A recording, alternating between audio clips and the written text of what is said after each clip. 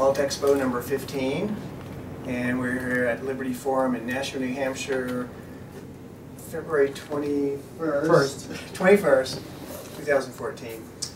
We do some side events at a lot of different freedom and liberty events, and today we want to bring you Kevin Ennis, who's going to talk about Octologues and the Flourish book and movement. This book is called Flourish, an Alternative to Government and Other Hierarchies, written by Robert Kowalski. And he has a lot of clinical experience dealing with groups who try to resolve various issues for decades. I can't remember how many decades he's been doing it. His father was Boris Podolsky, who worked with Einstein in nuclear physics, as you remember.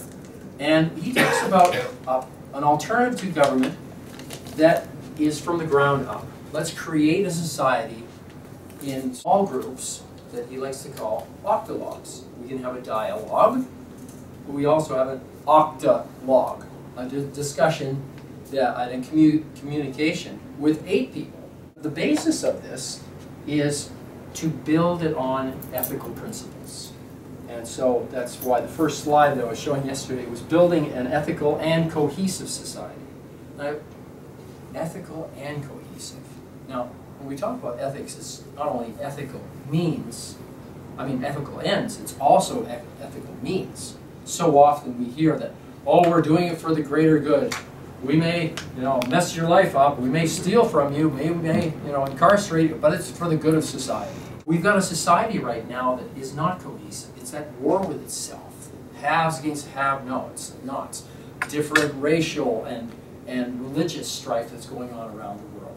But when it gets down to it, ethics are very common across all kinds of cultural differences and racial and age differences. Sexes, yeah, get down to the core principles, it's all pretty much the same, But how the nuances and the understanding of that takes a little time. How to phase out coercive government, potentially in one lifetime, right? And that can start with a small group that is not making their decisions coercively. 7 wolves that are telling that last sheep what's for dinner, right? We're coming to a democratic decision. What's for dinner? No, this is everybody on the same page on a decision. What we're talking about is how to build another structure that becomes much more attractive to draw people into. And with that, we invite people in. You guys want to be playing with by your rules? Fine. If you want to be part of our society, here are the rules. And the fundamental structure, let's see here, it's a little small, but is top-down, isn't it? In the past it was the king. We got a new king now, practically, who issues executive orders, right? And then people down in the bureaucratic structure get a piece of the action as a result of them following through on these king's edicts, right? Well, if you do this, then you can collect a certain amount of percentage, and here's your budget, and you do a good job, then you can take a percentage of the proceeds, like it's going on in many of the amongst sheriffs and police around the country. They get a percentage of seizures. Solutions will have to come through creativity. We have to look at other ways of doing things that are not going to take from anyone else or prevent anyone else from following ethical behavior. Supporting any organization that is unethical as well, which is the whole issue of, oh, do we deal with the IRS? Do we deal with this institution or that on what we consider to be our ethical terms? And that's the interesting discussion that goes on with these small groups, because not everybody's ready to deal with that big gorilla, the IRS or the Federal Reserve, like I've been busy doing the last bunch of years. And so the logical equivalence of the creativity that you partake in this, there's personal awareness, expands at the same time, love, personal evolution. Any others there, Paul? What's the other one? Yeah, awareness. Oh, pleasure. Right. They all increase at the same time. So if you increase any one of them, all the rest are going to be increasing at the same time. People will think, oh man, this is taking too long, but if you establish a really strong common decision, you know, that's based on your ethics, based upon your principles of why your group's together,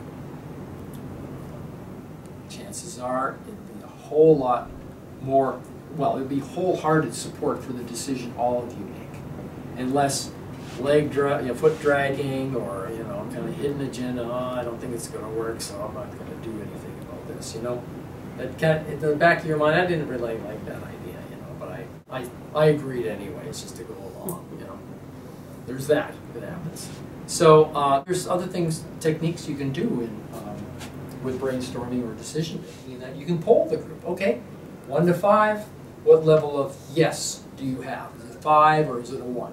You may not disagree so much as you're not really gung-ho about it. And so that's another opportunity to discuss what can we do to make it a 5. Torus, right? T-O-R-U-S.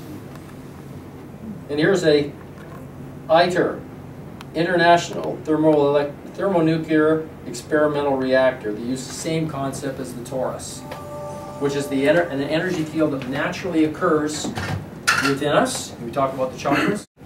And it flows through us, like trees with the root system, gives off oxygen, you know, rain happening, leaves. There's a circular system. We can create this amongst ourselves. It's organic structure. I mean, each one of us has connections with a lot of different groups. I mean, your Liberty Forum group, right? Your Porkfest group, you know, your work group, your social group, your family. You know, we got different circles of people that we hang out with that don't interact. But the values and the ethics that we follow have a way of affecting all the rest of them, right? Our actions, the subtle things we do, continue all the way through. We don't even know how strong of an effect we can have on the rest of society through the good things we do.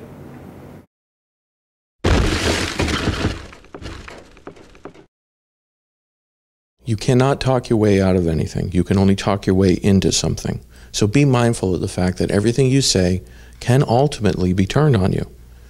Third thing is that you have to be clear in that if you... He's being a thoughtful, conscious citizen who has empathy extending past nation states and really moving forward toward a global consciousness in the world where humanity can be peaceful, sustainable, and in harmony with the earth.